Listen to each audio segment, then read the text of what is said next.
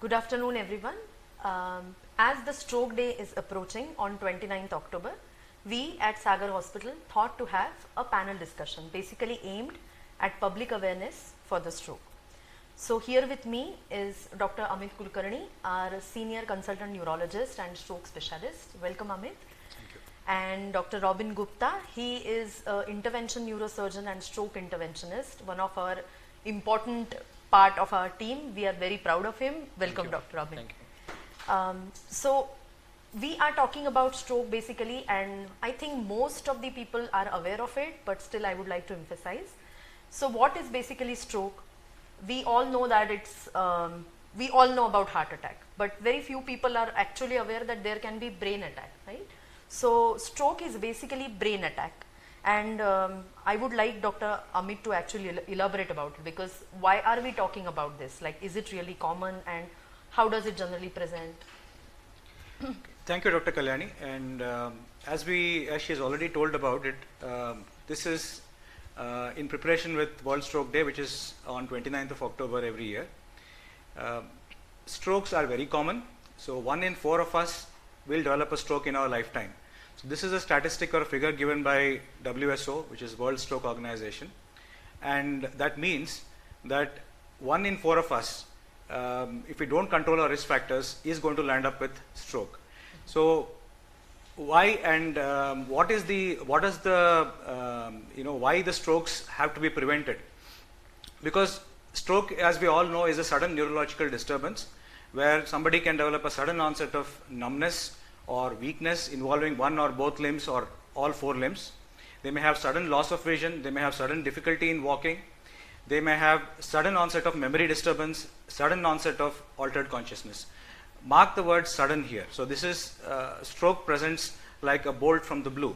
So somebody presenting with these presenting features, we must not ignore these symptoms. Means to say that these patients should get to the nearest stroke ready hospital. Why a stroke ready hospital? Because these patients can as well land up with a small hospital or a nursing home which does not have a CT or an MR facility. But what happens there is precious time is lost, and as we all know, time is brain. We lose 1.9 million neurons every single minute. That means to say, the more the time is lost, the more the brain cells are lost, and the more is the physical disability, and the more is the bad outcome after stroke. So hence it's very important to identify or spot such a stroke in the community very early, pick them up and transfer them to the nearest stroke ready hospital. It's very important for us to understand which is the nearest stroke ready hospital. It may not always be the hospital that you know. It may be the hospital which is the nearest, and we must make an attempt. Even as doctors, as neurologists, it's our duty to give this list and to give this the list of hospitals where you can identify and shift to the nearest as soon as possible when a stroke occurs. Yeah, I agree. So I feel Amit has highlighted many points, and maybe we will elaborate it more in the discussion. So few of the important points is it's the sudden onset, and you can guess that the varying clinical features. What happens generally in community, they think that paralysis, that's the only way stroke is. So they equate stroke is paralysis. So when someone comes with like visual disturbances or sudden loss of consciousness, the relatives, they emphasize that no, there is no paralysis, there is no stroke. So that's what we need to emphasize, because it's different parts of the brain which may give different symptoms. Basically, stroke is reduced blood supply to a particular part of a brain and causing a transient or permanent insult depending upon when the patient gets intervened. So whichever part of the brain is getting insulted, the symptoms would be accordingly that. So that's what we need to understand, that though commonest presentation is generally paralysis or a facial weakness, there can be varied presentations. One of the things which Amit was mentioning was a stroke ready hospital. We will elaborate on it sooner, because I feel one of the important part of it is a person sitting next to me. But also I would like Robin to elaborate that if a common person has to understand that why does stroke happen? Like, what is exactly stroke happening? Is it also similar to what happens to a heart when a person has a heart attack? Is it related to like blocking vessels, or how can you explain them? So I would actually like to explain in a simple way, like how a water pump, water tank, water is pumped through the water tank by a pump to the upper Sink channel, or to yeah. the sink through the pipes. So similar way is our body blood. Blood is the similar to the water which is stored in the tank, and pump is the heart which pumps the water from the tank to the through the pipes to the sink. So what happens is in a stroke, if suppose the water level itself is down, like in anemia where the hemoglobin is less, or there is a shock where the blood loss is there due to any other reason, or there is a hypotension, these all can lead to a stroke.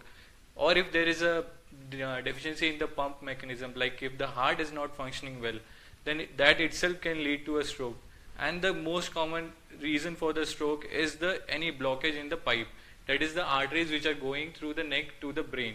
So if any artery which is getting blocked by the by any mechanism, it can be there can be a chronic plaque in the arteries which is leading to the block, or sometimes even from the heart there can be some emboli which can go into the artery and can block the flow into the brain and can lead to the stroke.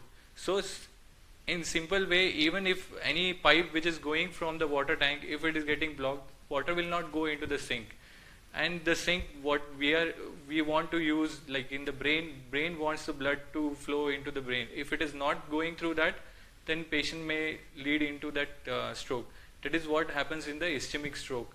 So stroke also can happen in other way. Most commonly 85% it is the ischemic stroke what we are talking about today. Yeah, like There the are clot. other 15% which can be hemorrhagic stroke, or sometimes subarachnoid hemorrhage we call, that is bleeding into the brain.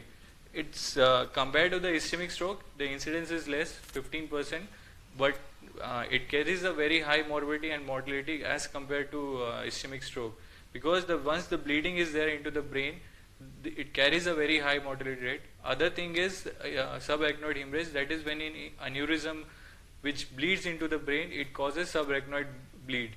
So the management differs in these hemorrhagic type of stroke and the ischemic stroke. But today our main focus is mainly on the ischemic stroke, because we can prevent these strokes and we can reduce the morbidity and mortality in these type of stroke. In today's era, the things have changed, and the look towards this ischemic strokes. Earlier it used to be like patient has developed a paralysis, they used to carry on with that life with that weakness in one side of the body. But now that things are changing, they can improve. We can change the outcome of these patients. We'll talk about this in detail in the further talks about the management of the stroke. So I would like to ask Madam, what exactly if a patient comes with a stroke, how then they should proceed in the hospital for these type of patients with the stroke? Yeah, so And how quickly they should come to a hospital? What should they do to come and reach to the hospital? yeah, so as we all know, and like most important thing is, because it's sudden onset and relatives have to recognize the way to recognize. It's like I think Amit has emphasized this many times. It's a acronym called as ACT FAST. So it's like a F mentions like a facial weakness. That means if there is a deviation, that means if the mouth is deviating to one side or there is drooping. A is like a arm weakness, so it may be just your hand is weak or the arm. Then S is the speech. That means either they are not able to understand the speech or they are not able to talk clearly. And T is to call the ambulance, or time is brain. Okay, so basically first thing is to identify that your relative has a stroke. Number two is, as Amit has mentioned, that we have to go to the stroke ready hospital. That means a hospital which is equipped with minimum CT and if best MRI. These things are very important because they are essential to diagnose stroke, and also because of subsequent treatment. If we want to do interventions, this basic necessity should be there. What generally happens with people is, whoever is in the neighborhood clinic, they go there, that doctor keeps them waiting because he is busy with some other patient. So once the doctor sees, then the doctor refers it to a stroke ready hospital. So we are actually losing time, and every time, every second we are losing millions of neurons. So that's why it's very important that people should recognize, even the doctors in the community should recognize it and bring to the hospital which has minimum CT or MRI. I would probably shift the topic to Amit because he's best in this. How do we explain them about golden hour and window period, the things which people must know? Yeah, so whenever somebody is wheeled into the emergency with these symptoms, the symptoms have been already emphasized, the symptoms of sudden onset of numbness, weakness of one side, sudden onset difficulty walking, sudden onset of difficulty seeing, and so on and so forth. So whenever somebody comes to us with these symptoms, the first thing that a stroke physician or first thing that an emergency physician would do is to assess the airway, breathing and circulation. So you look at whether the patient is breathing, what is the heart rate, what is the blood pressure, because these are the first things that need to be stabilized even in a stroke patient. So once we secure the airway, or once the airway, breathing and circulation, or the ABC as we call them, is stabilized, we look at the first thing that we need to do is do an NIHSS stroke scale assessment. So this is a 42-point stroke scale assessment where the lowest is 0 and the highest is 42. So basically this stroke scale will tell us the severity of symptoms of stroke. So anything between 0 to 5 scale is counted as minor stroke, anything between 5 to 15 is counted as moderate stroke, and anything more than 15 is counted as severe stroke. So I would like to bring in this point here that whenever we are talking about moderate or severe strokes, we must bear it in mind that we may be dealing with a blockage of a large artery. That is when I would probably involve Dr. Robin and his cath lab team, because we need to be alert that this may be a large stroke, because these are the strokes which may not be just getting away or getting recanalized by giving simple clot buster medications. These may require a step higher or a step more, wherein we may have to go ahead and manually extract the clot. So we cannot do that step later. So we need to get a stroke call ready. That means we need to have either a page system, or we may have to have a mobile system where everybody is alerted, including the interventionist, the neurologist, the radiologist, the emergency team physicians, and everybody, including the lab as well.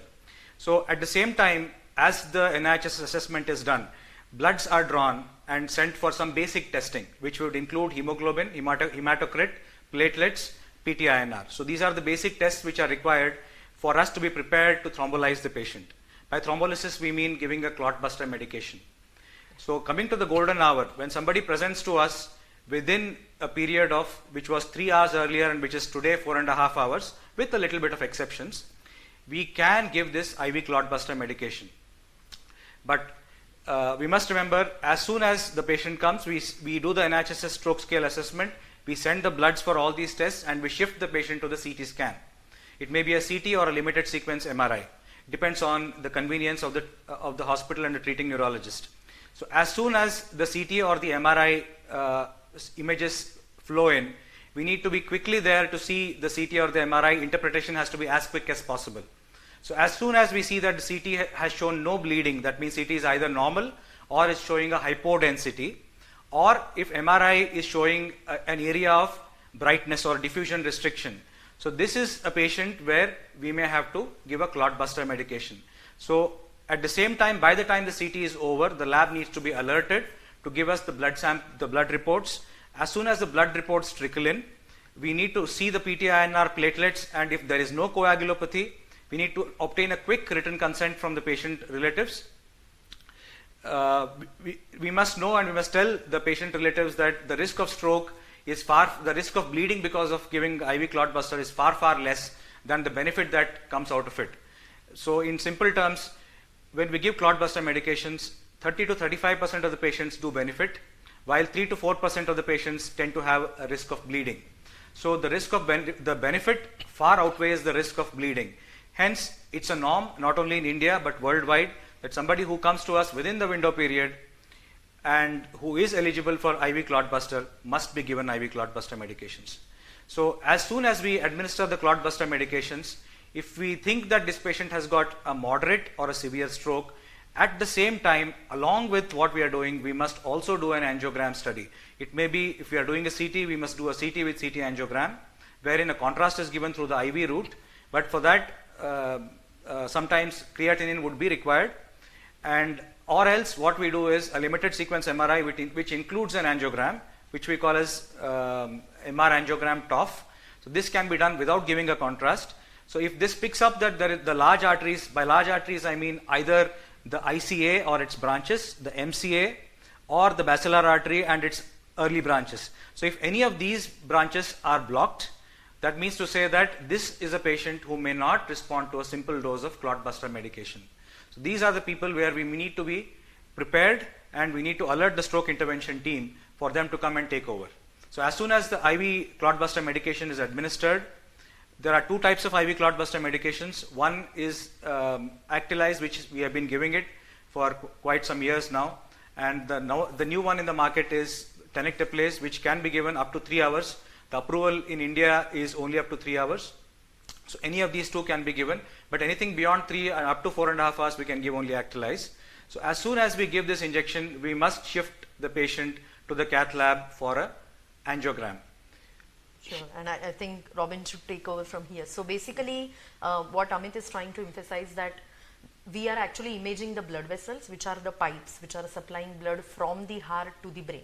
So if any of the major pipes are blocked, even if you put like a Dranex powder, it's not going to go. You have to actually go there and remove it.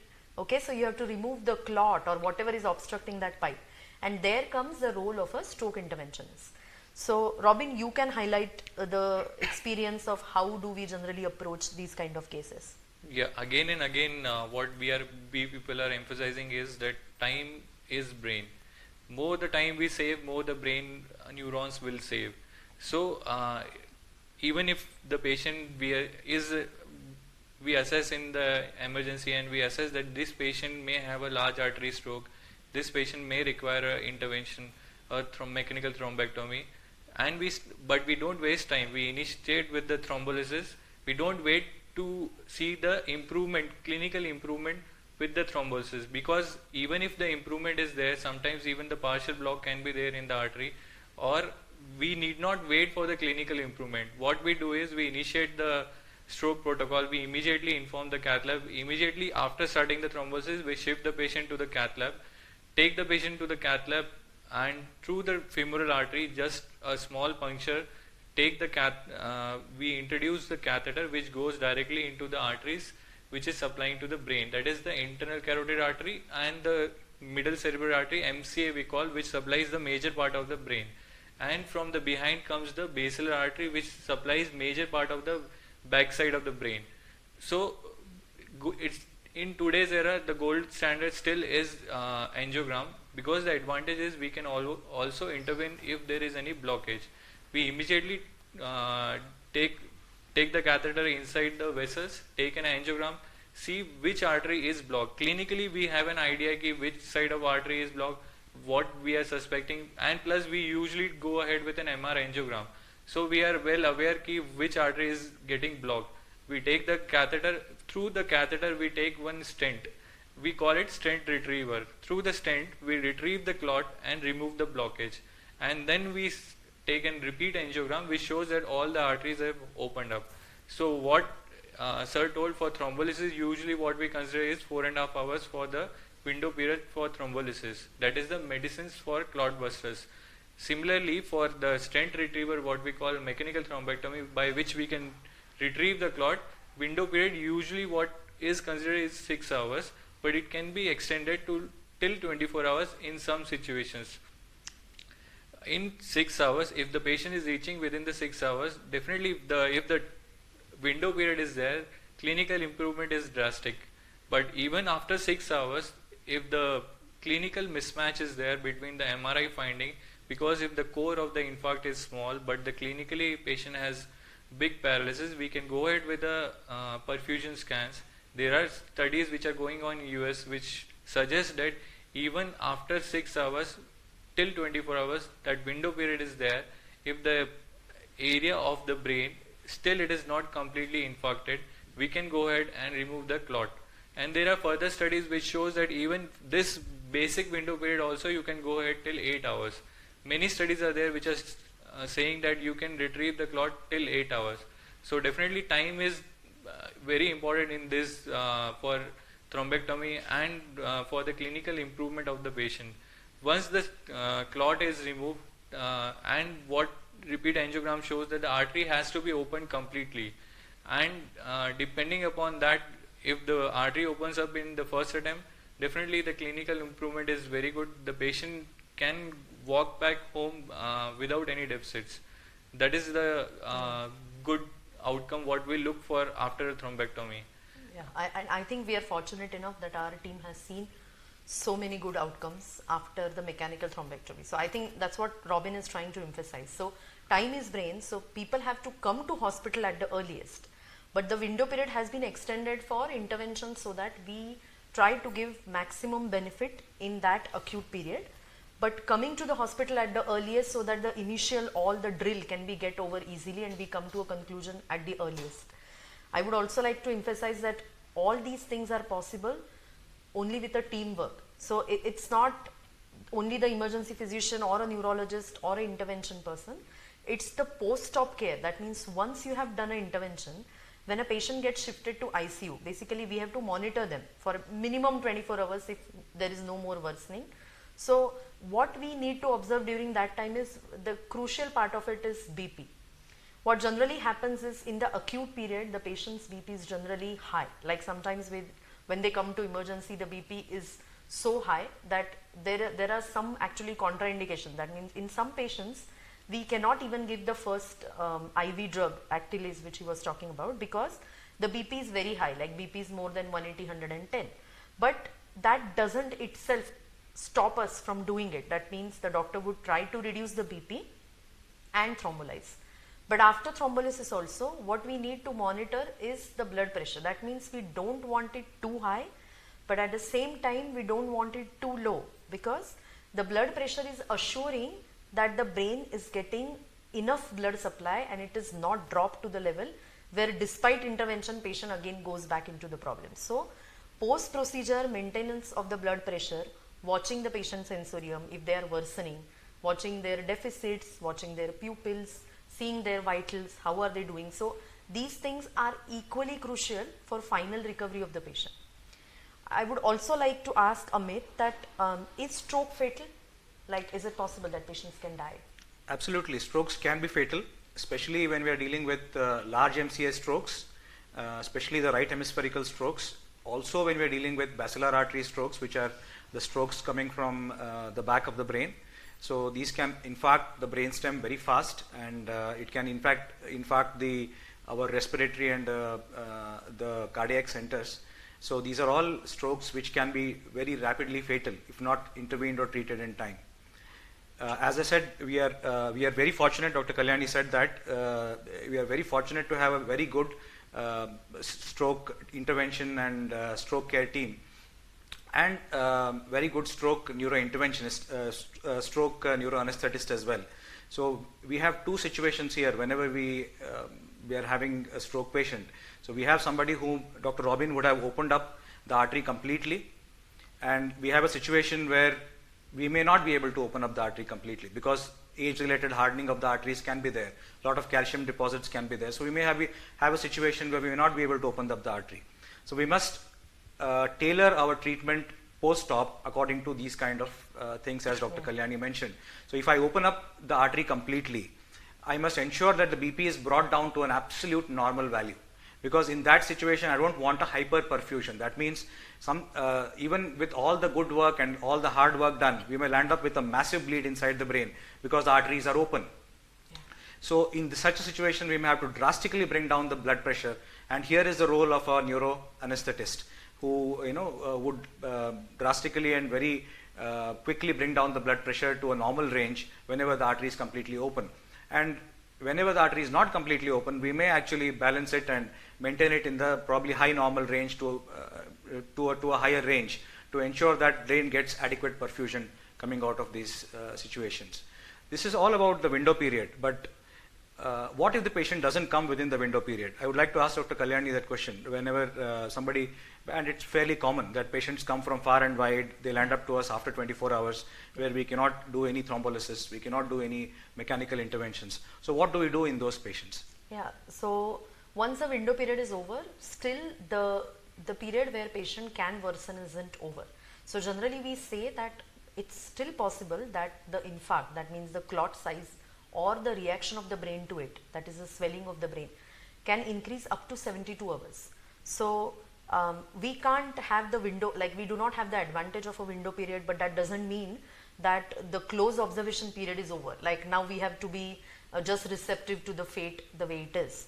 The thing is that things can actually worsen from that point in another 48 to 72 hours if we have not taken care of certain things. Like another crucial point again is blood pressure. That means people generally people who are coming to us with stroke, they have other problems like diabetes and hypertension. So they are already on medicines for BP, right?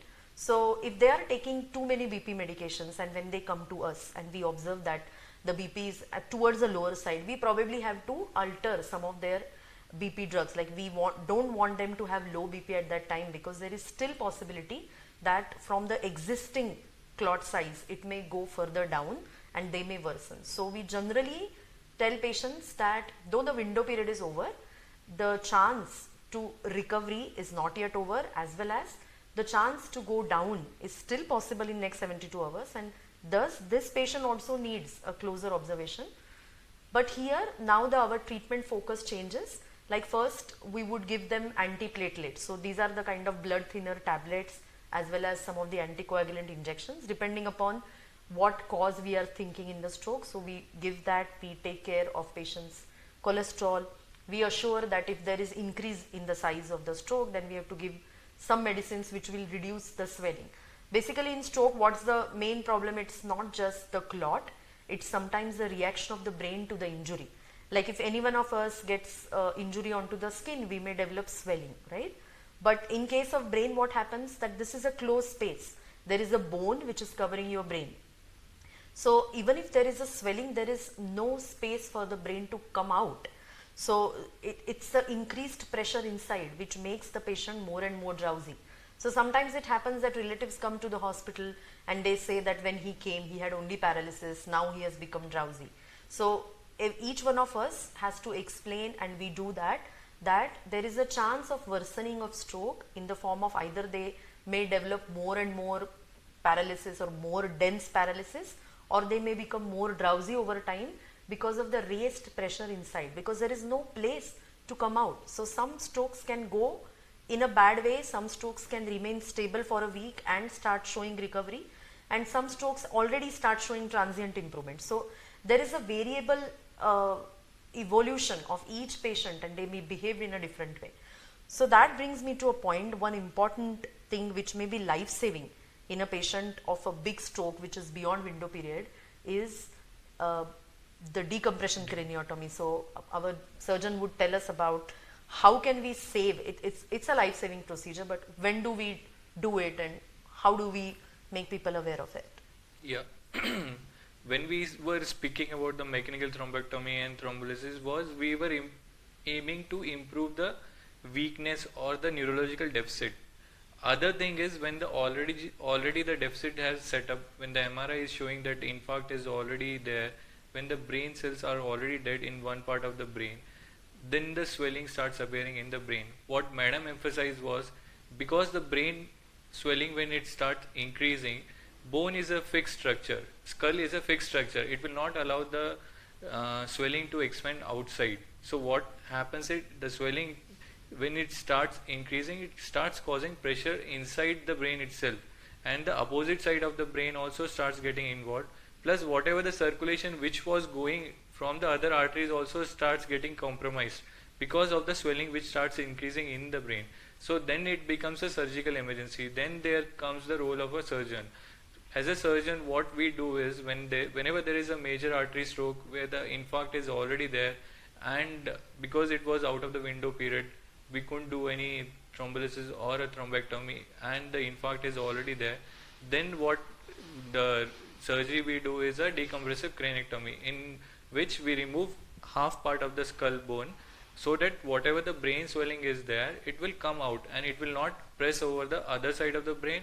Also, it will not press upon the arteries which are going through the base into the supplying to the brain on the back side and also on the opposite side of the brain. This way we can save the life of the patient. Otherwise, it carries a very high mortality, because of this, because once the brain herniates, the mortality rate definitely it increases to very high. That's why whenever there is a midline shift we see in the CT scan, a major artery stroke, early decompression is what we prefer. Early decompression is better than late decompression, because once the brain herniates, deficit sets up, patient become unconscious, goes in onto the ventilator, then the mortality and even the morbidity is very high. So always when there is a big infarct, big stroke, decompressive craniotomy definitely helps. Similarly, also in the posterior fossa, what we call backside of the brain, when there is an infarct, there is a small part of the brain called as cerebellum. Also, there is a brainstem which passes through it. What happens when there is a stroke in the cerebellum? This starts increasing, and again this is a fixed structure because it's inside the skull, and once the cerebellum starts swelling up, it will cause pressure on the brainstem. Also the water, CSF we call, the brain fluid which passes through the brain into that ventricle we call fourth ventricle and passes into the spinal cord. Because there is a swelling in the cerebellum, it will not allow the fluid also to pass through it. Again it will lead to a hydrocephalus, that is sudden increase in the fluid which is being formed in the brain, because fluid is forming daily, whether it comes out or it doesn't. 450 ml per day of fluid is being formed in the brain. It has to come out through that. If it is not, it will cause sudden death. So similarly, whenever there is a stroke in the backside of the brain, there is also a surgery, we call it a posterior fossa decompression. That is also advisable whenever there is a stroke in the backside of the brain, we call posterior fossa stroke. And whenever it is large, it's always advisable to go for an early decompression. Definitely the outcomes are better, and even the morbidities are less as compared to if we go for a delayed. Once the brain herniates, mortality definitely increases. Yeah. I would like to ask a question to Dr. Robin regarding the same thing. So we come across a lot of these situations where the brain swelling starts increasing. And what is the time where we anticipate that the brain swelling is the maximum? And what is the time when we tell the patient relatives that now is the time that we should go ahead and decompress? Yeah, see, first thing is whenever there is a major artery, large artery stroke, the area of the infarct is we call it as the core. Infarct core is, we call it in, we calculate in volume. If it is more than say it is 70 ml, or the infarct size is quite big, then it's always that the swelling is definitely going to increase in next 48 to 72 hours. That is the critical phase. And when the large MCA artery it is involving, or the ICA if it is involving, and the core is very big, then it is always advisable to go for an early decompression. What we usually do is we repeat a scan after 24 hours, and if the 24-hour scan is showing that there is definitely well-defined stroke, it is causing a midline shift, and the patient's sensorium is deteriorating, or we call in a medical term a GCS, that is the sensorium of the patient, Glasgow Coma Scale. If it is going down even by 2, then it's a time to repeat a scan and take for an early decompression. And it becomes an emergency, we take for an urgent decompression of the bone flap. And similar is the case in the posterior fossa. Anytime whenever there is a clinical deterioration or in a scan which is showing a large area, because the first 48 to 72 hours the edema is definitely going to increase. Whatever the medicine, we give the medicines anti-edema measures to reduce the brain swelling. In spite of that, the swelling will increase in the first 48 to 72 hours. Then it's always advisable to go for an early decompression. Yeah. So it may look scary, like it looks like, oh my God, is there a brain surgery we are doing? We are not actually doing brain surgery. What he's trying to say is we are kind of creating a window in the bone, allowing the brain to swell, and whenever it comes back to its original, they are going to reposition that bone flap into the skull. So it's not going to remain as a defect on your head. Other thing I wanted to know, like now I think everyone must be thinking that, oh my God, this looks like a serious affair. So is there any way we can prevent it? I don't want to be the one. We know this time the theme is don't be the one. So 1 in 4 people have stroke, but we don't want anyone to be the one who will have stroke. So is there any way we can prevent it? What are the risk factors people would have? Amit, can you tell? Yeah. So as she said, don't be the one. So we must all try not to be the one to develop the stroke. So what are the conventional risk factors? So the conventional risk factors are diabetes, hypertension and cholesterol. So dyslipidemia as we call it. So we must always manage these three enemies very well. So diabetes, we should ensure that the blood sugars are well under control. That means if somebody is already a known diabetic, they need to get their sugars tested every month. Also to get their HbA1c or glycosylated hemoglobin to well below 7, that is 6.5 or lower. Whenever somebody has got a high blood pressure, they must ensure that they take their medications on time and ensure to bring the blood pressure to below 130 by 80 and as if possible less than 120 by 80. For those people who have high cholesterol levels, they must medicate themselves along with lifestyle changes to bring the blood cholesterol, the total blood cholesterol levels to less than 180. Now, these are all things for people who are already having these risk factors. Now, it's very common that hypertension does not have any symptoms at all. So, it's very important to have community screening programs. Even in the small hospitals, nursing homes, they play a major vital role here. So, in these community screening programs, we should screen all young individuals as well, along with those people who also have a positive family history, to ensure that those people who have high blood pressure are picked up early and treated early. Because we don't want a situation where patient presents to us first time with a stroke and then we diagnose to have hypertension. So most importantly, please ensure that the risk factors are well under control. That means diabetes, hypertension, dyslipidemia.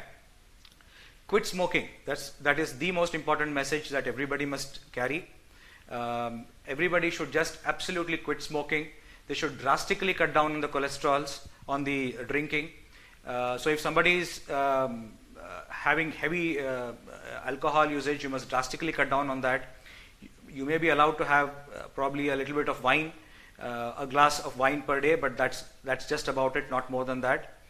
Alcohol in absolute moderation. Absolutely cut down on smoking, as I already told you. Sitting is the new smoking. So sedentary lifestyle is something that we must all ensure that we must not follow the sedentary lifestyle, because it is as big a risk factor as smoking. So we must all ensure that every time most of us are armchair people, we must always get up after every half an hour, 30 minutes, 45 minutes and take just a stroll around us, so that we don't develop these clots in the legs, because these can as well be risk factors for stroke. So please ensure that you don't lead a sedentary lifestyle. Eat a nutritious, well-balanced diet. That's very important. Low on cholesterol, low on carbohydrates, good amount of proteins, good amount of nutrition, including vitamins and minerals. So balanced diet is a need of the hour, and exercise regularly. So 30 to 45 minutes of brisk exercise every day. You must sweat to exercise 5 days out of 7 at least, minimum. And these are the things that we must ensure that we do every day, and these are things which we can very easily do.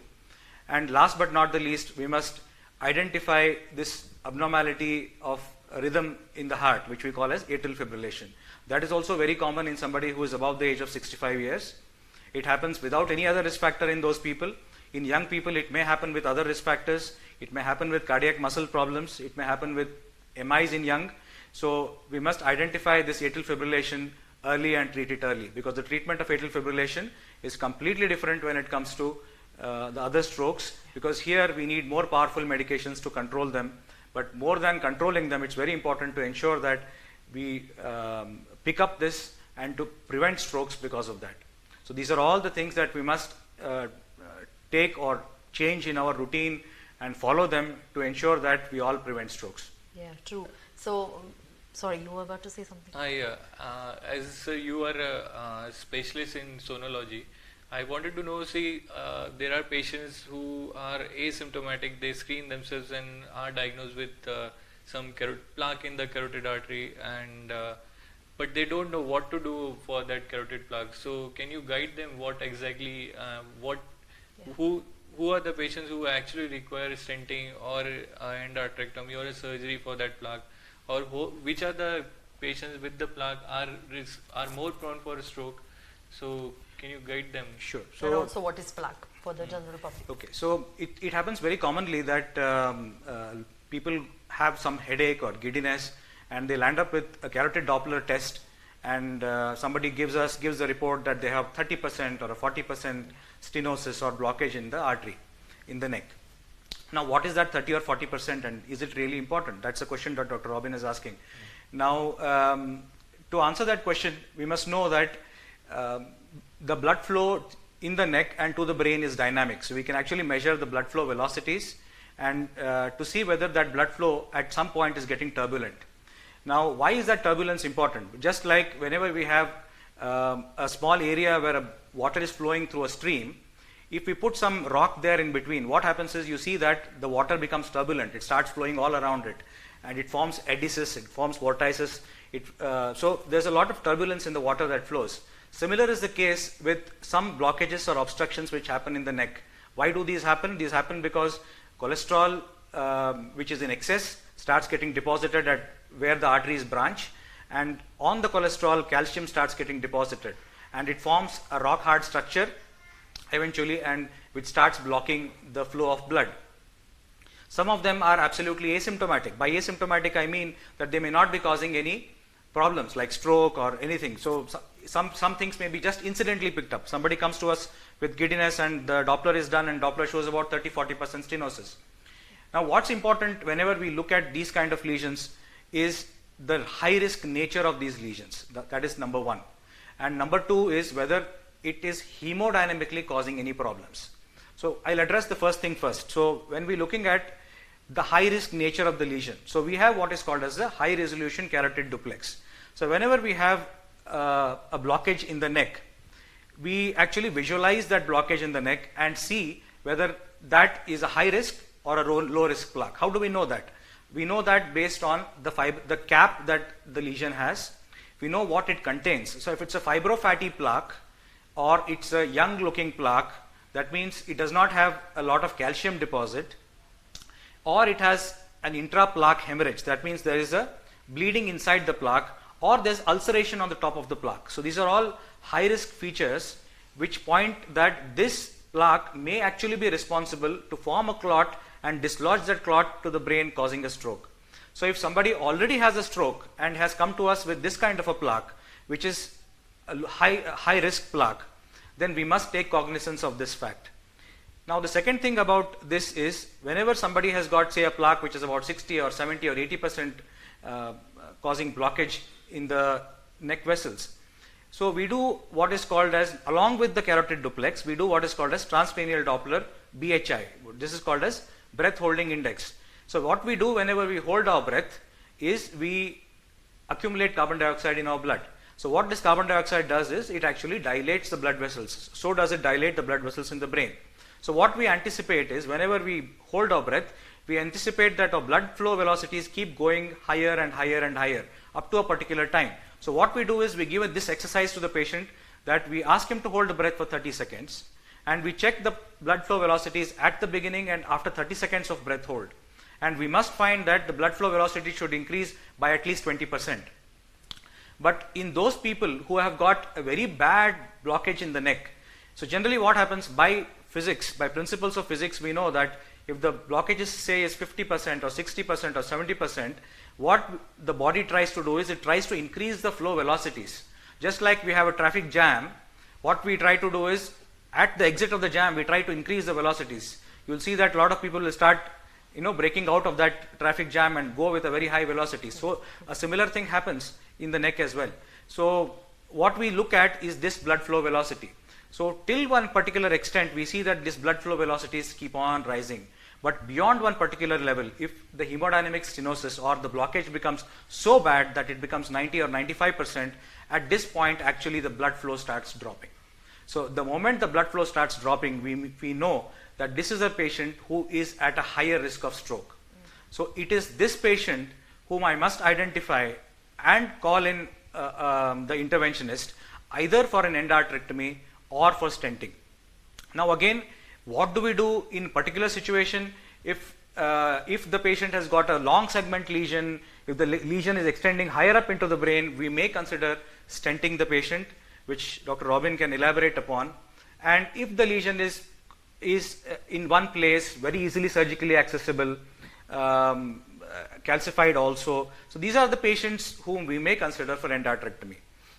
So neurosonology or neurovascular sonography will help us identify, number one, the high risk lesion.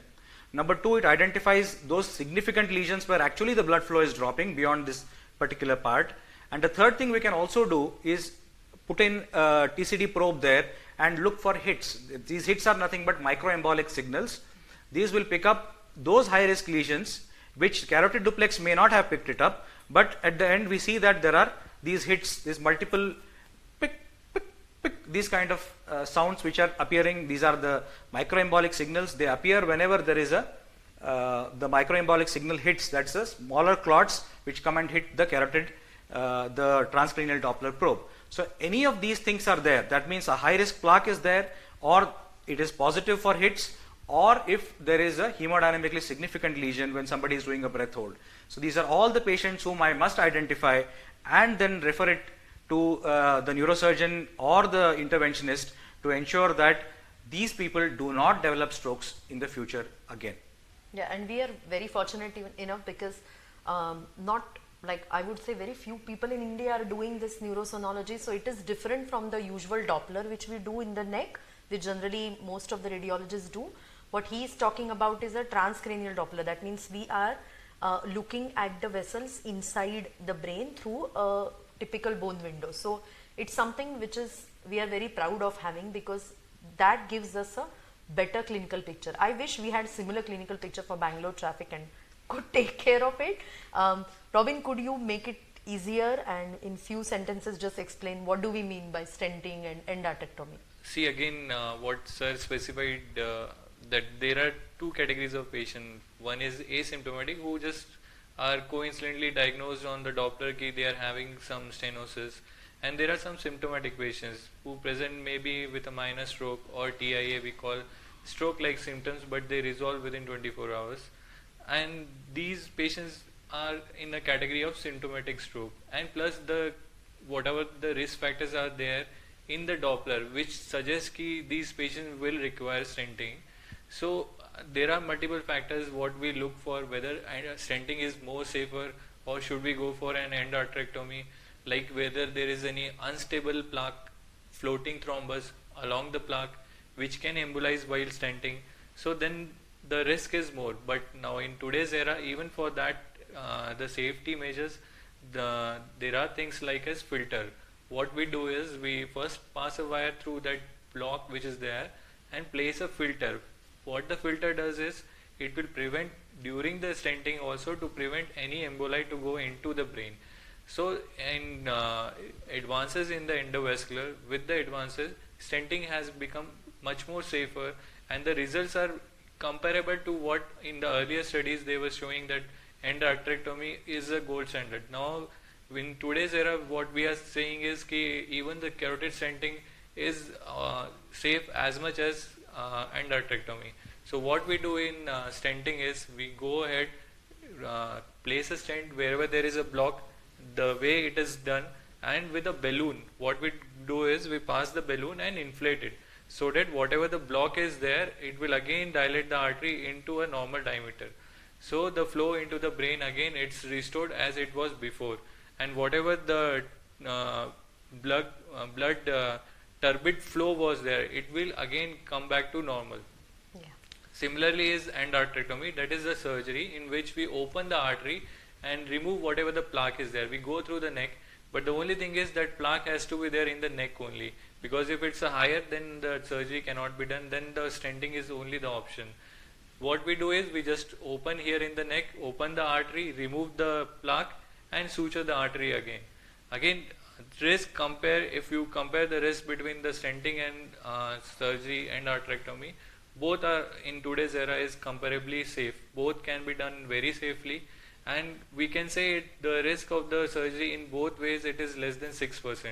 So but again we have to depend upon the sonology findings, and if it is showing very there is a very floating thrombus which can get embolized into the brain, so then we usually what we prefer is we'll go ahead with the endarterectomy, and especially if the plaque is only in the neck region, and it's totally safe to go ahead with the stenting. Whenever there is any plaque which does not have any floating segment, we can easily go ahead and do a stenting over that region.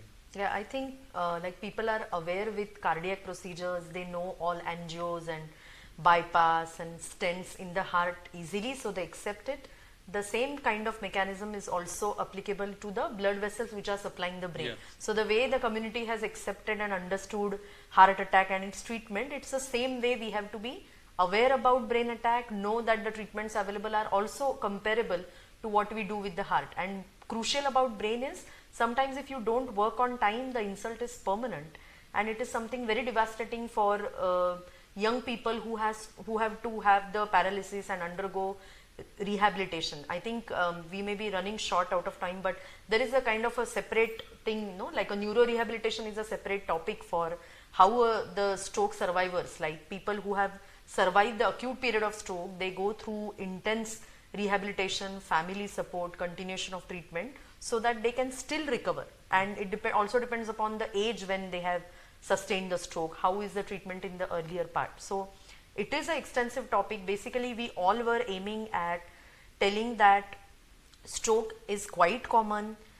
We are all aware of cardiac problems. We should also be aware of stroke, because both of them may have common risk factors, and people who are at a risk of heart attack can also be at a risk of stroke or brain attack.